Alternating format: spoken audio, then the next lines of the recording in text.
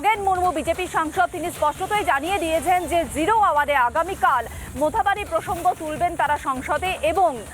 BJP সাংসদ খগেন মুর্মু যেমনটা অভিযোগ করছেন বিস্ফোরক অভিযোগ, যেখানে তিনি বলছেন যে স্লিপার সেলের সঙ্গে সরাসরি যোগাযোগ রয়েছে তৃণমূল কংগ্রেসের, এই বিষয়টাও জিরো আওয়ারে সংসদে তুলবেন। অর্থাৎ তৃণমূল কংগ্রেসের সঙ্গে স্লিপার সেলের যে যোগাযোগের অভিযোগ সেটা আবার সরাসরি চলে যাবে এখন দিল্লিতে। আগামীকাল জিরো আওয়ারে এই বিষয়টাকে আমরা পশ্চিমবাংলার পক্ষ থেকে আমরা এই বিষয়টা তুলে ধরব। আমরা সংসদে দাঁড়িয়ে আমরা সেদিন বলবো যে এই স্লিপার সেলের সাথে যে তৃণমূল কংগ্রেস এবং জিহাদিদের যে একটা তাদের সাথে যে যোগাযোগ, যেহেতু তৃণমূল কংগ্রেস বা সরকার সরাসরিভাবে এর সঙ্গে যুক্ত আছে এবং এটাকে করানো হচ্ছে,